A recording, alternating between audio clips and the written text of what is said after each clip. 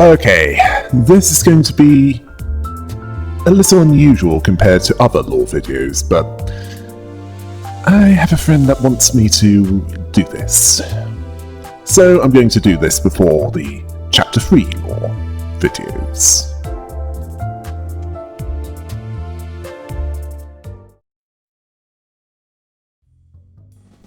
Let's start this by talking about Dr. Carl Jung. Now, this Swiss doctor was an early supporter of Sigmund Freud, although he had a different take on psychiatric analysis, ending up being a harsh critic later on, due to Dr. Freud's focus on a certain Greek king that killed his father and married his mother, along with a fixation on sexuality. Well, Dr. Jung believed that it was from psychic energy from all around, but personal and conscious.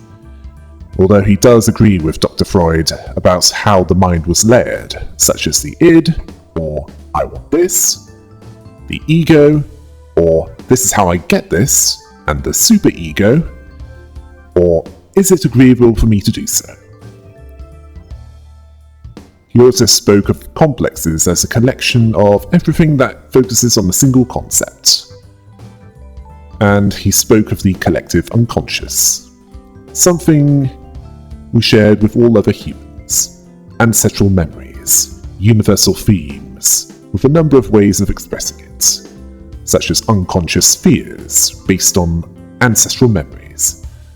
The fear of cats, for example, which says, warning to descendants, those that have these are likely to be bringers of trouble.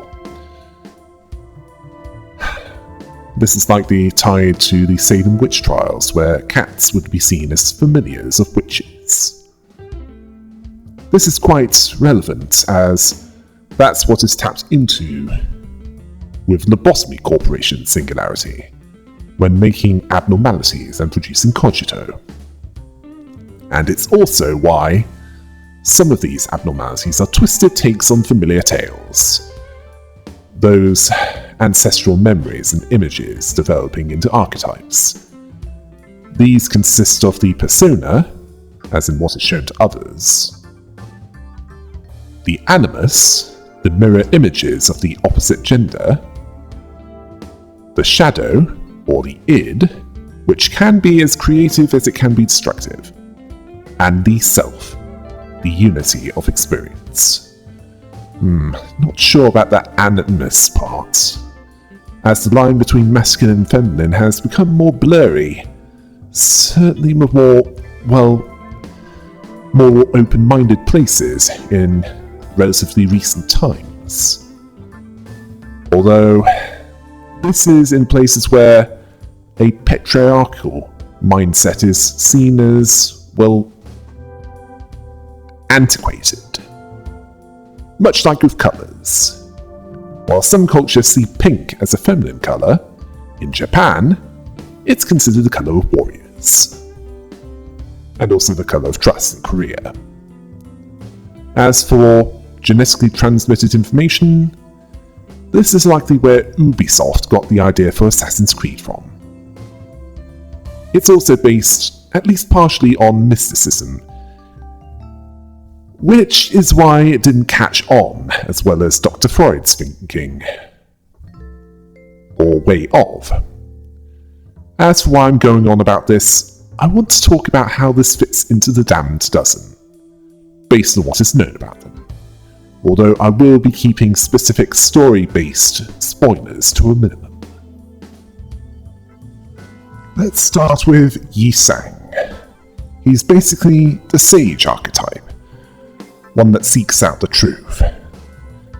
Even while speaking in riddle-like phrases, he's seeking what at least he sees as a vision of heaven, seeing the Damned Dozen, himself included, as being able to develop through his mirror technology, to see the different possibilities reflected in the mirror, and utilizing them, wanting to make the world better. while he keeps his thoughts to himself unless there's a need to speak his opinion, such as when he needs to get the point across. He was a researcher previously, a good fit for this archetype. He seeks to reveal the truth, and not just with where each of them could have ended up, if they didn't end up in Limbus company. He makes use of his own intelligence and does what he can to analyze and comprehend the world, self-reflecting and understanding his own thought processes, although he needs others to make sure that he can make something a reality, as he risks being all consumed by his pursuit. He is a man of intelligence and wisdom that, if he's utilized correctly, he can find what he seeks, and not just knowledge in general, although he tries not to be misled and deceived if he can help it. Then we have Faust. She's a magician, a seeker of understanding the laws of the universe. She desires to solve problems that others ask her to solve, although she won't initiate that usually. She desires to understand, and also to put what she understands into a workable application. She seeks to make Dante's gathering of the golden bars a reality to see what world they could make, even if the bad events as a result of this might occur, although she likely knows more than she's saying, as she's a known manipulator. It's just not that overt. It's implied that she was one that joined willingly, rather than through coercion, although she wants a mutually beneficial relationship between her and the others, which involves Dante getting the golden bars, although she seems to lack the fear of negative consequences. Why this is, it might be revealed later. Where to use her power to manipulate invites destruction of herself and others. To use it responsibly invites transformation. It all depends on how well she can temper her excesses, certainly in terms of power over the universe, with her knowledge on how to power Yisang's mirror technology. Well, the enkephalin doesn't just fuel the engine that moves Mephistopheles.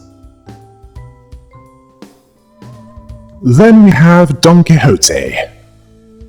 She is the warrior! While she's also as delusional as a dictator believing themselves to be untouchable around the time when their regime is starting to collapse, she's willing to step in and fight for what she sees as right. Fighting evil, adversity, or anything that's not easy to deal with. All with the intent of inspiring others with courageous action, no matter how many negative consequences there are. As for whether or not she wants to make the world a better place, she certainly sees things in terms of binary morality, where defeat is her worst enemy, even if death is a temporary setback, as long as Dante is still around. She sees fixers as noble defenders, not knowing the reality of that profession. She certainly doesn't like being unable to stand there and do nothing, even if doing something doesn't bite her in the rear later. She seeks out an enemy, even when it might compromise the mission. But if she's pointed in the general direction of the objective, she can be relied upon to fight to the death. Her determination is that which refuses to accept what she's doing is insane, which can be of great benefit to Limbus Company, if she can get her priorities straight. She seeks mastery of her art so that she can defend those that need her, even if it has negative consequences to her, where if she doesn't do what she does, life to her is without meaning, even if she does look for trouble. Ryushu is the creator. Now, she's a different kind of artist due to her obsession with her own idea of art, expressing herself in the material world, seeking to create art and not just with her sword dance. She creates art all the time by slicing through her enemies, making things crash down, although those that criticize this, she'll not let them leave alive. This even extends to her speaking in anacronyms, which needs some translation, although she lacks her own inner critic. She certainly doesn't sound boring, and doesn't like being boring either. She fights to find someone that can bleed and also fight back. She has a well-hidden passion for what she does, finding a way to channel it in a way that it means that, she constantly searches for new projects. And that it's all meaningless. To neglect what truly matters. All to prove that what's in her head can be made reality. Hers is not a stagnant mind, but she needs fulfillment. She needs to find the right balance in order to come up with a meaningful way of expressing this. That doesn't involve her Blood Knight tendencies surfacing too much. She seeks innovation in the sense that she wants to do what she can to refine her art. She doesn't settle for less regarding that. Then we have Maison, the caregiver. Largely because of the serving aspect. Although I'm not sure about that, as he seems to be a functional psychopath. Not the psychotic killer and rapist kind. But he's certainly not an altruist.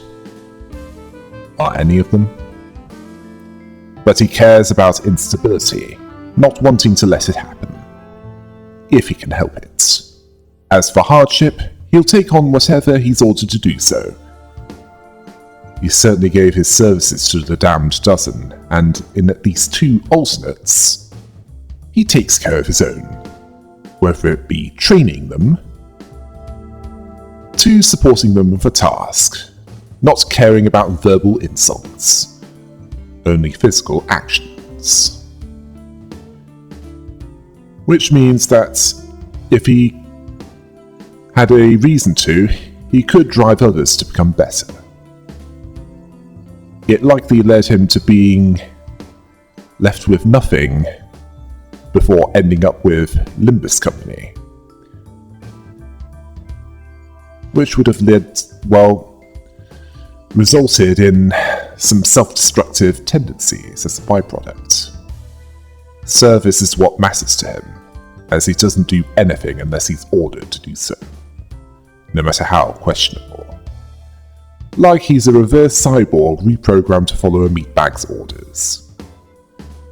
Except we know that he's not an AI, as AI is of course illegal in the city, and attracts either an arbiter or a claw.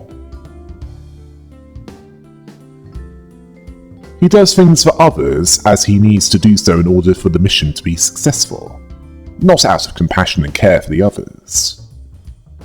Yeah, an altruist he doesn't appear to be, as he seems to be willing to do what is needed to achieve the mission's success.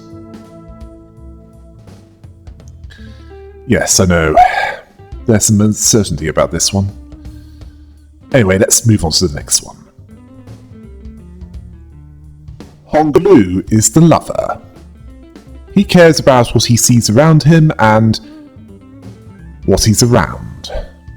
He's also about as sociable as a domestic dog, based on his care for people around him. He has a love of life and what it has to offer him. He sees the beauty of that world, as grimdark and as brutal as it is. While he's not one for being jealous, he can display some behaviour that's not desirable to others, annoying them, largely because he doesn't know any better, and not just due to his background. He's even friendly to family members that aren't too fond of him, wanting to give and receive affection, and make things pleasant for those he's with. His commitment to his new allies is clear, along with his expression of pleasure at encountering the unfamiliar. He seeks social intimacy with any that meet him, like he's a dog in a human body, or someone with Williams syndrome, which has, as part of it, hypersociability.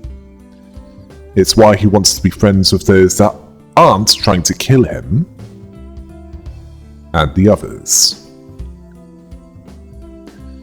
He has an eye for nice things and is eager to make a good first impression, although as far as getting close to specific people, if you know what I mean, his schedule is pretty full right now and he's not on the best of terms with his family.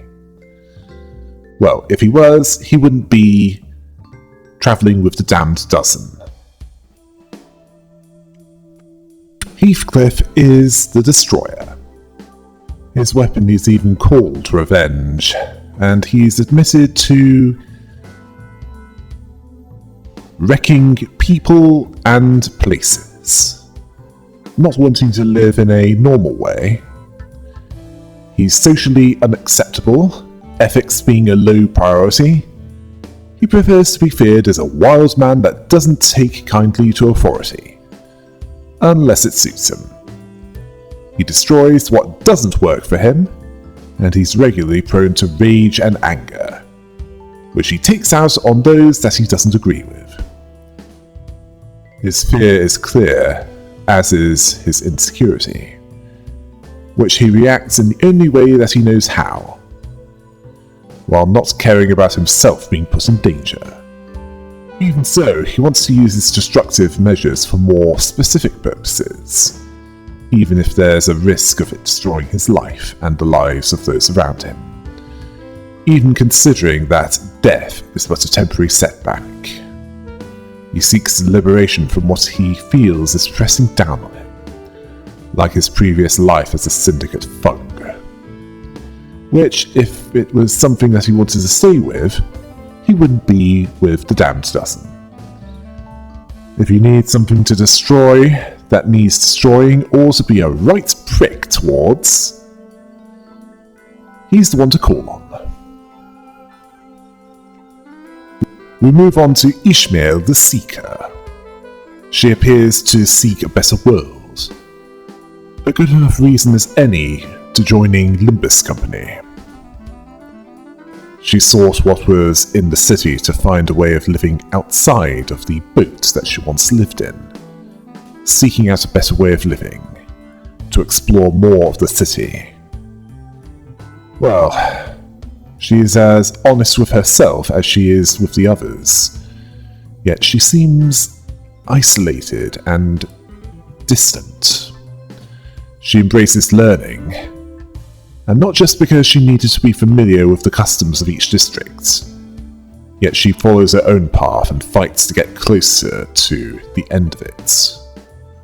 She wants freedom, specifically from a life where she's constrained by being in one place for too long, such as working a job in the backstreets for potentially years. Especially with the hours some places make backstreets inhabitants work. Yeah, over 60 hours a week. Yes, that is toxic levels of work hours. In fact, it's considered pushing it to work 40, never mind that many. The main difference between Limbus Company and her previous life on the boat is that there's not water surrounding her transportation. She also had purpose behind her wandering in both cases. Then we have Rodion the Fool. As the fool, she has a desire to live in the present moment. She is also mischievous, messing around with enemies that annoy her, and also allies that don't get the joke. She is drawn to the crowd, and doesn't hide her desire for fun. Life being one big party. Liking a place where she can relax and be free of constraints. Although there is the risk that the desire to be interesting would lead to that kind of person wasting their lives, along with generating an overall feeling of laziness, where she needs balance between having fun and upholding her values.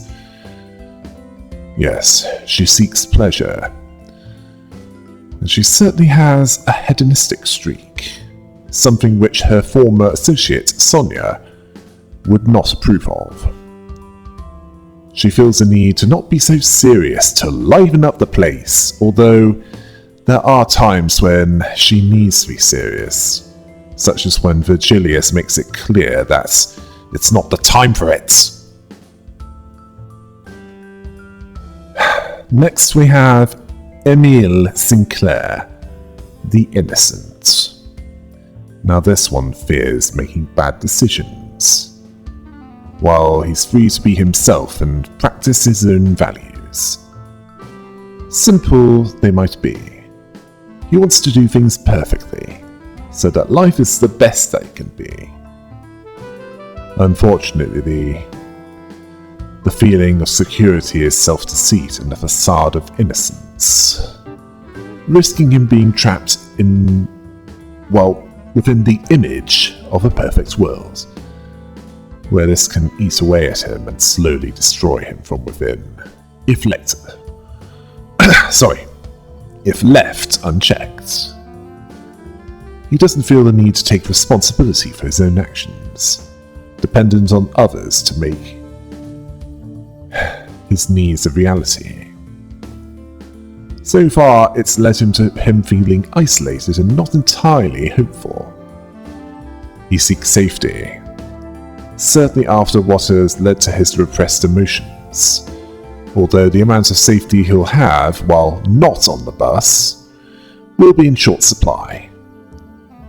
He's also naive, partly due to his inexperience, unable to express himself, out of fear of being punished for doing that, or even for doing something considered wrong. I mean, it doesn't help that he's the target of abuse from a former thug. Yes, that one. Well, let's move on to Ortis, the ruler. Now, she prefers to take control and keep chaos to a minimum. Leadership is natural to her, and she seeks to control as much as possible, down to the strategies and procedures, as if she wants to control everything. Now, she means well, wanting to fulfill her role, wanting to dominate and control at most, becoming authoritarian, in the desire towards creating order and structure. Now, this feeling of responsibility has the risk of developing tyrannical behaviors in her. Now, she understands that she needs to take into account what the others are capable of in order to truly lead, to find the right balance between having a firm grip on the situation and being flexible to better utilize what she has. Order and chaos, authority and responsibility, while also being just and productive. It takes a lot to get that right, but it is possible.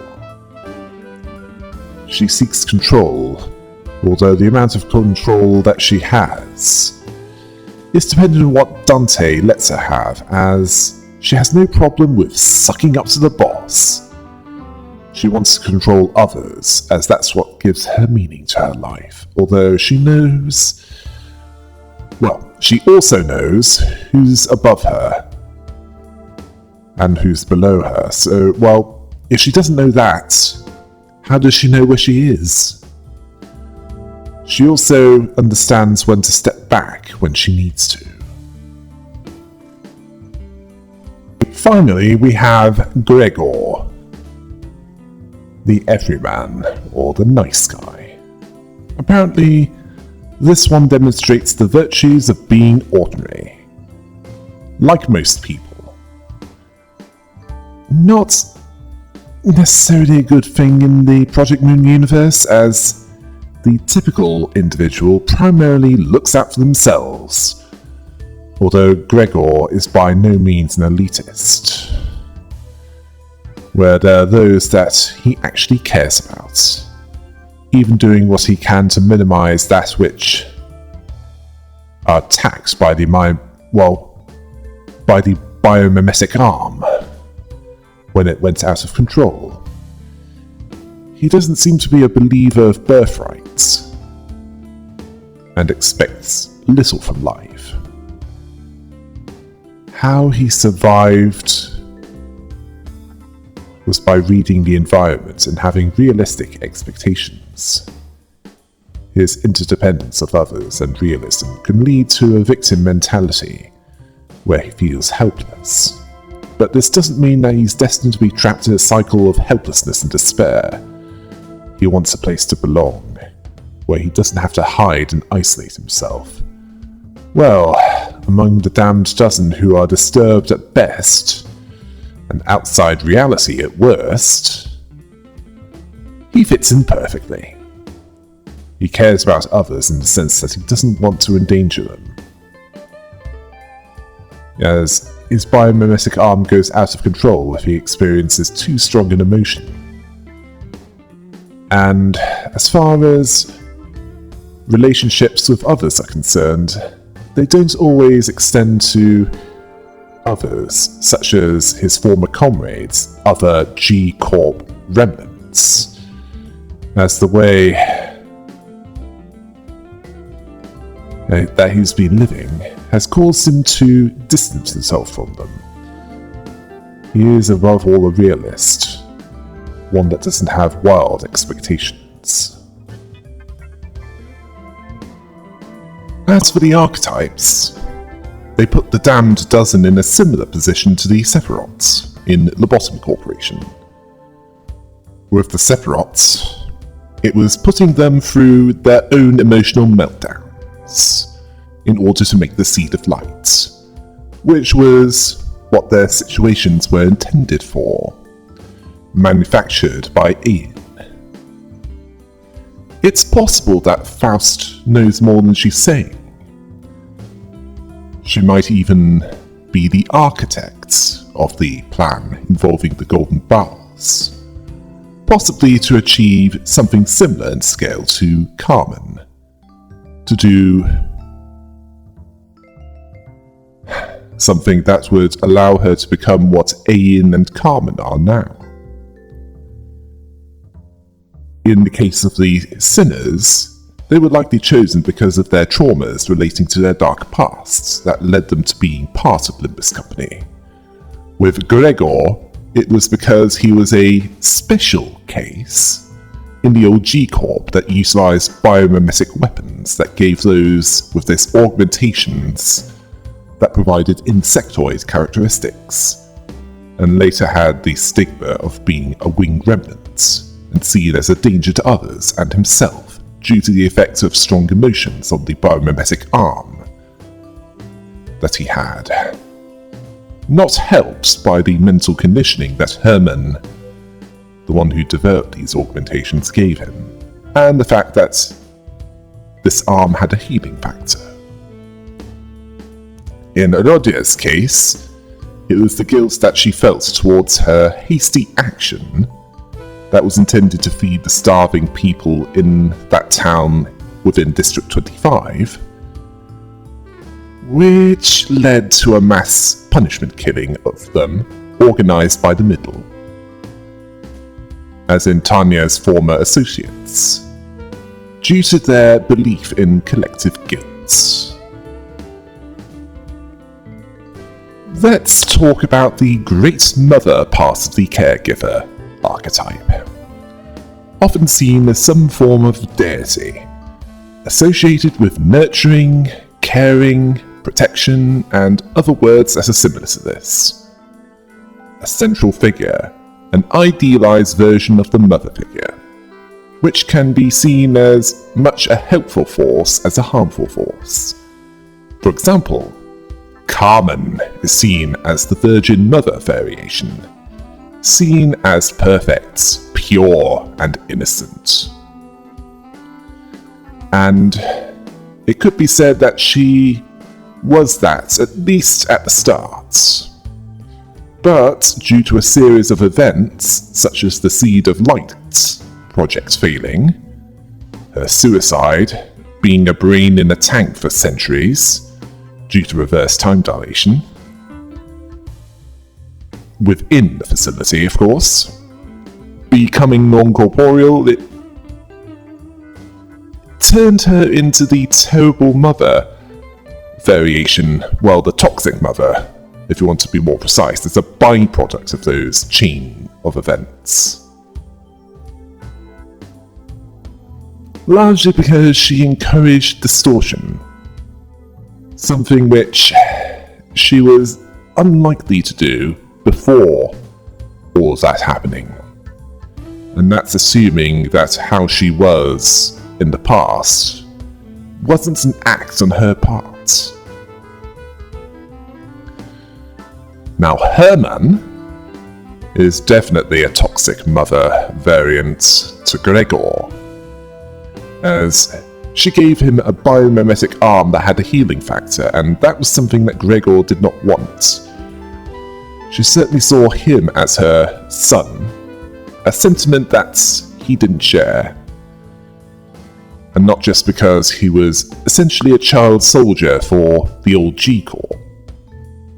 Yeah, toxic behavior from the start. No wonder N-Corp hired her. She fits in perfectly there. The same goes for Iori, as she passed herself off as a mother figure to that selfish hole, Roland the Black Stain. Along with Argaria the Blue Reverberation, or Ra's al Joker, as I sometimes call him, and possibly Virgilius the Red Gaze, who is actually alright. She behaves in a way that has a motive that isn't immediately obvious, as she helps the first two for her own reasons, and actively hindered the last one for seemingly no reason. Although I suspect that there is a reason, we just don't have enough of the pieces at this point to go on. Then we have Elena, the Blood Red Knight. The Blood Fiend. A kind of distortion that's vampiric that predated the White Knights and Dark Days. Now, she had a twisted care for the inhabitants of the warp train during the events of Library of Ruina, making them feel that she cares while twisting them into deformed freaks with the help of Jaehyun, the puppeteer, which led to the creation of Tomeri, who would eventually destroy the orphanage that led to the chain of events that resulted in Virgilius joining Limbus Company. Me. A wise man, part of the sage archetype, is traditional. What most think when they hear that is, well, someone that's in advanced years and is male, although gender and age have no barrier regarding this in reality, and they don't have to have more experience either. They see the power of knowledge that Sir Francis Bacon mentioned once. They're self-reflective, disciplined, rational, and has a good amount of self-control, which can lead to them being unpleasant obsessed by their own intelligence, or just give up on anything other than the task at hand, becoming inflexible. Ayin is one of those that fits this, as he has the determination to finish what Carmen started, even if it would destroy him physically.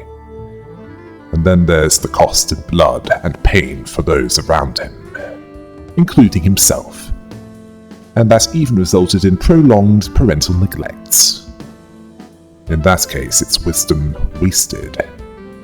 And yet, he was still eventually successful. All those infinite monkeys and typewriters. Now with Benjamin, he is this because he was there for Ayin until he was obsessed with completing the Seed of Light project, with implications that there was a one-way attraction towards him. He was also this with Angela, both at her activation, providing what Ayin refused to, and also as Hokma during the library's operation, apparently not holding it against her that she ruined Ayin's efforts. Then we have Virgilius! He is quite knowledgeable about the city, which is useful for one with 7 association affiliation, or at least a specialization, and is partly why he's the guide to where Mephistopheles is going. Yeah, that has certainly helped him live long enough to be a colour fixer. Yeah, living long enough is certainly a prerequisite, as you can't become a colour fixer if you're dead. As for the cardinal directions, they provide the main focus for each of the sinners, as in that which motivates them. Order means to provide structure. With Ryoshu, it points her in the direction of her enemy, to artistically kill those that are against her. With Milson, it means that he's disciplined and he does nothing for Dante, unless he's ordered to do so. Outside of the minimum, of course. And with Ortiz, it means that she has a hierarchy, knowing who to obey and who to order around.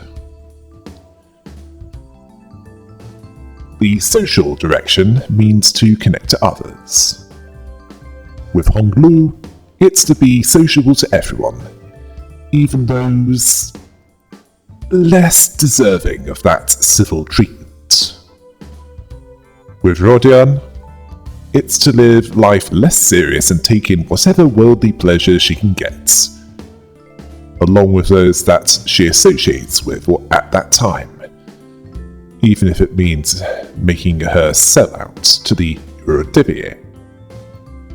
With Gregor, it's finding a group that won't treat him like an automatic threat, due to him being a wing remnant with a biomimetic arm that goes berserk when he's not in control of his emotions. The freedom direction means to undertake a journey, usually spiritual, but it can be a different kind of journey.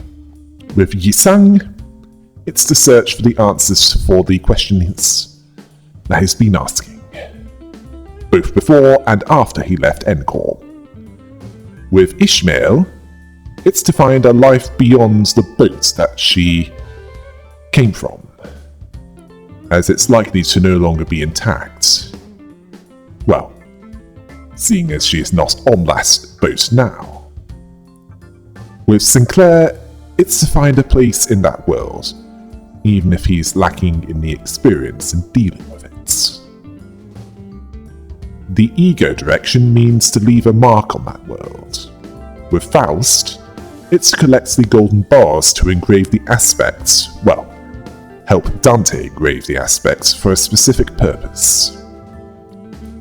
With Don Quixote, it's to be a defender of the innocent and the vanquisher of any villains that she encounters. With Heathcliff, it's to show that he's strong by inflicting GBH on his enemies as a means of inflicting rage on them. Yes, he has anger management issues. Anger management issues, in case it isn't obvious by now.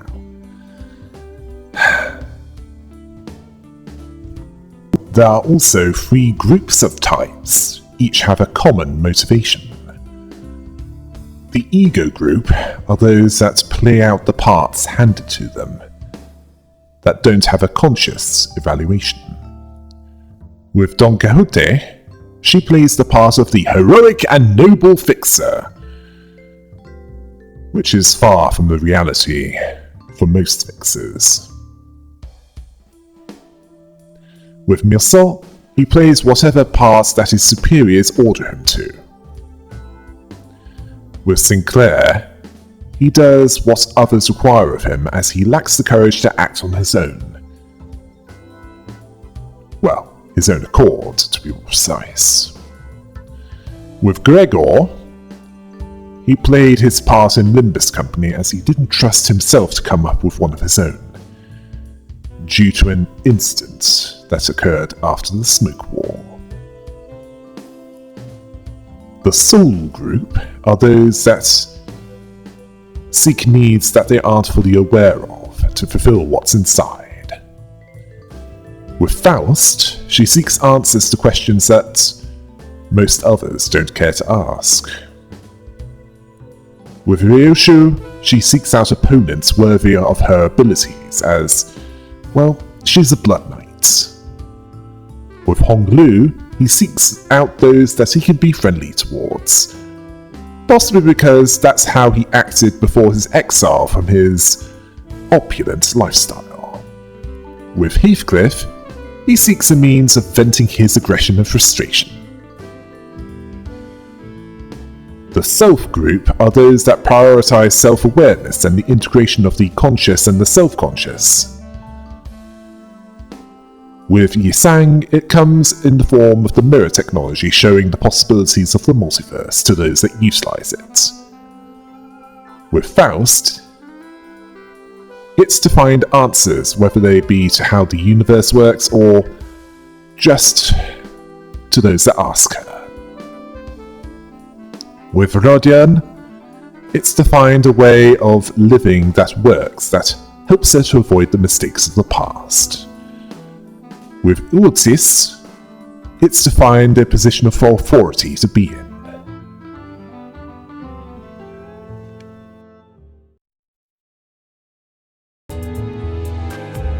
I'd like to thank Kate V for this. She wanted me to do this and also provided some research material. Until next time. Hail the rabbit!